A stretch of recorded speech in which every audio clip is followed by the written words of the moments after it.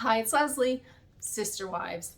The last we left them, the whole family is in a tizzy. They're still reeling from the departure of Christine. And the whole theme of the episode is Kody's feeling of lack of respect. There's an element that I'm struggling with here.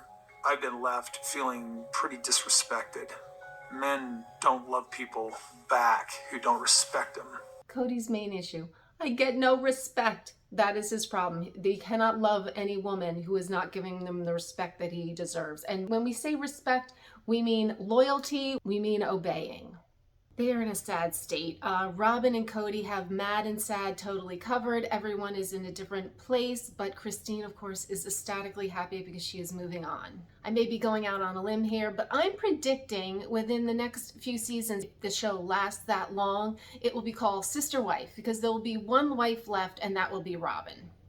You know, I had to just go back maybe about 5-10 years. The show started 12 years ago, and it just reminded me of that tagline from Kody.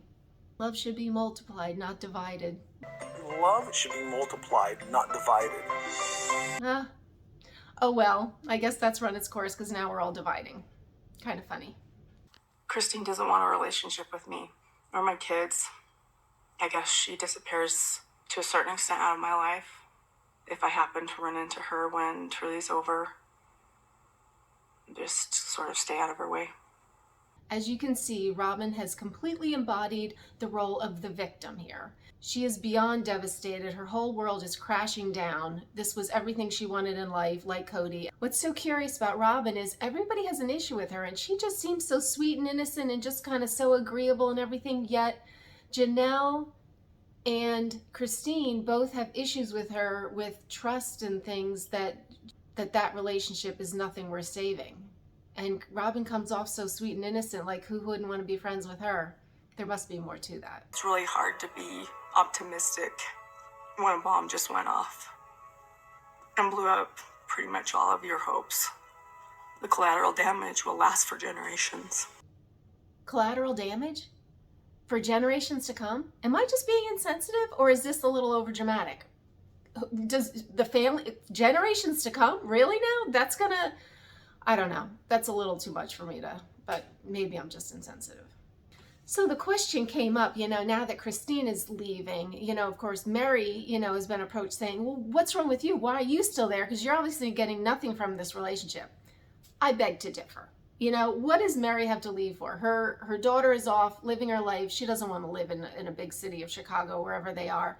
What does Mary have to, why would she leave? At least there she's got some kind of steady income from the show. I mean, granted, she's not bringing that much to it, so I don't know if it's going to be the same as the other people, if you're asking me, because her last big storyline, dare I say, was the catfishing scandal, and that was probably like 5 years ago at this point. So why does Mary stay?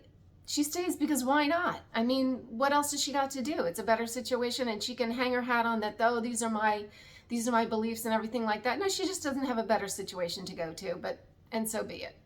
So Kody is still, many episodes on, still just fuming mad and just does not know where to put all his anger. And he's starting to get, the anger is subsiding and he's almost getting a little emotional, and he kind of blurts out like, oh, he wants to tell Christine that he really did love her, past tense love her. I really want to tell her I loved you. I loved you. Why did you betray me? Why did you betray me?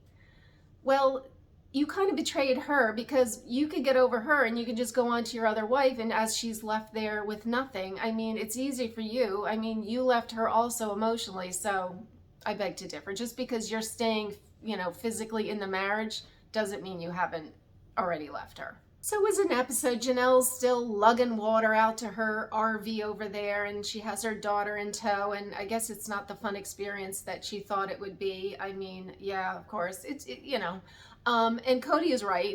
She doesn't ask questions of him and kind of makes her own decisions. I think Christine has just unleashed the beast in Janelle, which is like, I'm going to do my own thing. She's shown me the way, I'm doing it.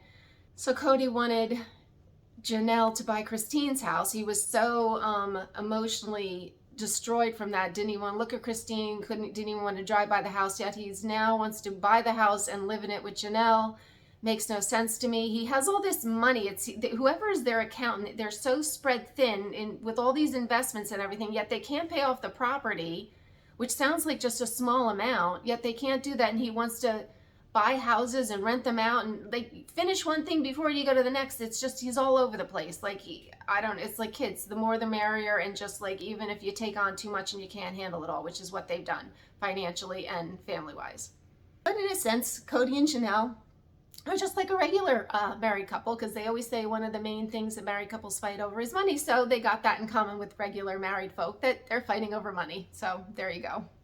And then came the final part of the episode where Christine is moving out and she needs somebody's help to get the snowblower into the trailer thingy. And she calls Kody, which is, why does she call him, first of all? And then why does he come? Like, they're separated. Her call should have been to one of these 16 kids, one of these close sons that she has. There's some around there. Why not call them? Why torture Kody with bringing him over there?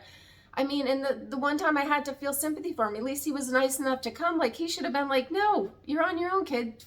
Find somebody else to, like, lug in the snowblower. But he shows up, which is ridiculous to me.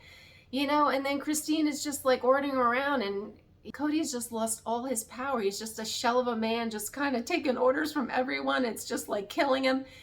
He's going to have to get this back and get it all together before, you know, before next season, because we can only watch so much of this, you know. But Christine barked at him, and she sent her on their way, and it was just a sad state. But what I didn't do was I didn't quit.